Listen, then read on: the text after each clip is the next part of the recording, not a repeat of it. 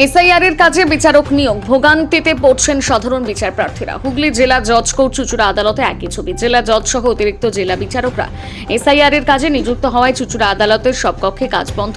CJM আর third কোর্টে বিচারক রয়েছেন, বাকি কোর্টে কাজ না হওয়ায় ফিরে যাচ্ছেন বিচারক প্রার্থীরা।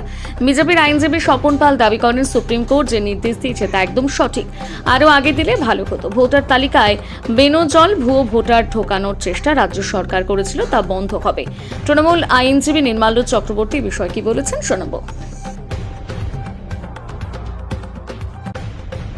হচ্ছে না, কি বলবেন রিপোর্টের কি অবস্থা? দেখুন, আমাদের এটা প্রকৃত সত্য ঘটনা যে আমাদের স্বাভাবিক কাজকর্ম কোর্টের ব্যাহত হচ্ছে। কেননা আমাদের আগে প্রাথমিকভাবে যে অর্ডারটা এসেছিল তাতে মাননীয় জেলা জজ সহ অতিরিক্ত জেলা জজদেরকে প্রাথমিকভাবে নেওয়া হয়েছিল। দিনকে দিন আপনারা জানেন, কালকেও মহামান্য সুপ্রিম কোর্ট একটা রায় দিয়েছে, যেখানে বলেছে সিভিল জাজ জুনিয়র ডিভিশন অর্থাৎ যারা কিছুদিন 10 বছর সার্ভিস করেছে তারা থেকে শুরু করে একদম নিম্ন মানে জাজ যারা এই কিছুদিন আগে সার্ভিসে ঢুকেছে কিন্তু তাদের 3 বছরের এক্সপিরিয়েন্স হতে হবে। সুতরাং সামগ্রিকভাবে বিচার ব্যবস্থা তো ক্ষতিগ্রস্ত হচ্ছে, কিন্তু কিছু করার নেই। একটা কথা আছে যে today's gain today's pain tomorrow's gain. তো সেই অর্থে আমাদেরকে ভালোর জন্য করতে হবে। বিজেপি বলছে এটা নাকি ভালো হয়েছে, কারণ ভোটার লিস্টে অনেক বেনজল অনুপ্রবেশকারী ভুয়ো ভোটার এগুলো বাদ দেওয়ার ক্ষেত্রে রাজ্য সরকার গড়িমসি করছিল, তাদের লোক দিয়ে ওই জন্য বিচারকদের নিযুক্ত করা হয়েছে। দেখুন, এটা ভালো হয়েছে অবশ্যই। আমরা জুডিশিয়ারি মানে আমাদের সংবিধানে 3টে স্তম্ভের মধ্যে সবচেয়ে বড় স্তম্ভ হচ্ছে জুডিশিয়ারি নিরপেক্ষতা নিয়ে আজ পর্যন্ত কারোর কোনো প্রশ্ন নেই। অবশ্যই আমরাও আশা করছি ভালো হয়েছে, এবং এটা আমাদের মাননীয় মুখ্যমন্ত্রীর প্রথম দিন থেকে দাবি ছিল যে যাতে স্বচ্ছভাবে ব্যাপারটা হয়, এবং সেক্ষেত্রে সুপ্রিম কোর্ট বলেও দিয়েছে যে এই যে ওনারা করছেন সেটা বিচারকদের রায়টা হচ্ছে সুপ্রিম কোর্টের রায় ধরে নিতে হবে। সুতরাং ভালো হবে, এটাই তো আমাদের কাম্য। আমরা তো প্রথম দিন থেকে তাই বলছি। জায়গা নিয়ে ওখানে আজকে বেড়া ঘেরাঘিরি সব কিছুই করেছে। ওখানে প্রধানকে নিয়ে গিয়ে তৃণমূলের প্রধান পর্যন্ত গিয়ে ওখানে ঘিরাঘিরি করে দিল, পার্টির লোক নিয়ে গিয়ে সব কিছু করে দিয়েছে। ওই জন্য আমি কোর্টে ডিগ্রি পেয়েছিলাম বলে আবার কোর্টে ছুটে গেছি। স্যার নেই। কি বললো স্যার? এখন নেই, এখন কোনো কাজ নেই, কলকাতায় আছে স্যার। কবে হবে? এখন এই 28 তারিখের পর। কতদিন আপনার জমতে হচ্ছে তো বারবার?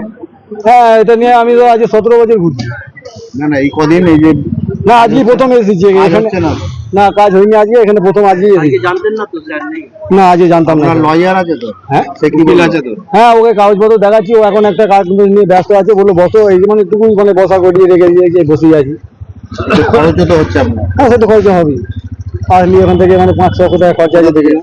আমরা মগরা পার হয়ে বাগড়ি থেকে। কি নাম আপনার? আমার নাম পূর্ণচন্দ্র মালিক। এসআইআর এর কাজে বিচারকরা চলে গেছে, ওকে কি হচ্ছে? আপনারা তো এসছেন কাজে। আমাদের কাজ 2 নম্বর কোর্টে ছিল। 2 নম্বর কোর্টে সাহেব আসেননি, তার জন্য আমাদের উকিলবাবু 3 নম্বর কোর্ট থেকে ওটা কাজটা করে দিয়েছে। আমি সকালের দিকে, এখন সেই কাগজটা দেবে বলেছে 3:30 দেরি হলো। হ্যাঁ, সেই কাগজটা দেবে, নিয়ে আমরা চলে যাবো।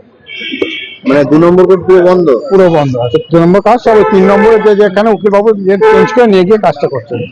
সকাল থেকে তো সেই বিকেল হয়ে যাবে। হ্যাঁ, বিকেলটা হয়ে যাবে। ওটা সুজিত কুমার ঘোষ।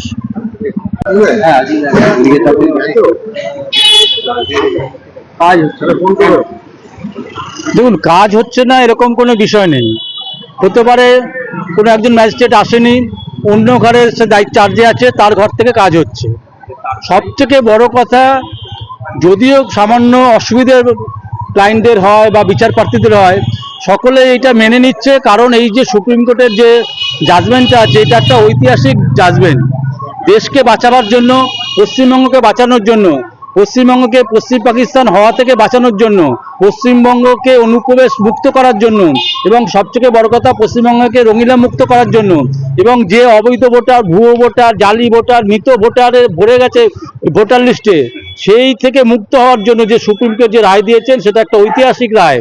এবং সবথেকে বড় কথা, রাজ্য সরকারের লজ্জা হওয়া উচিত ছিল যে আজকে ভারতবর্ষ নয়, পৃথিবীর ইতিহাসে এরকম কোনো ঘটনা ঘটেনি যে জুডিশিয়াল ডিপার্টমেন্টকে সরাসরি এই নির্বাচনের কাজে বা ভোটার লিস্টের কাজে হস্তক্ষেপ করতে হবে। এটা সারা পৃথিবীর ক্ষেত্রে একটা ঐতিহাসিক ঘটনা ঘটেছে। অর্থাৎ এখানকার রাজ্য সরকার যাদেরকে দিয়ে এসডিও দিদি কাদেরকে কাজ করাচ্ছিলেন তারা একটা অপদার্থ, তারা পুরো সরকারের এই দাবেদারি করছিল। স্বাভাবিকভাবেই এরকম নির্বাচন কমিশনের যে কাজটা তারা ঐতিহাসিক এসআইআর যে 20 বছর হয় সেটা এবার করছে, এবং সুপ্রিম কোর্টের রায়ের ফলে এটা একটা ঐতিহাসিক কাজ হচ্ছে। যদি এই সুপ্রিম কোর্টের রায়টা আরো 1 মাস 2 মাস আগে হতো তাহলে আমার মনে হয় পশ্চিমবঙ্গের থেকে আরো অনেক ভুয়ো ভোটার, জালি ভোটার বাদ যেত। এবং সবথেকে বড় কথা আজকের ডেটে আমরা বলবো যে রায় ঐতিহাসিক দিয়েছে, এবং যে কিছু অসুবিধা হচ্ছে বিচার প্রার্থীদের সেটা স্বাভাবিকভাবে দেশের স্বার্থে, মানুষের স্বার্থে, পশ্চিমবঙ্গকে বাঁচানোর স্বার্থে যে অসুবিধাটা সমস্ত বিচার প্রার্থীরা মেনে নিচ্ছে। স্বপন পাল, বিজেপির সাধারণ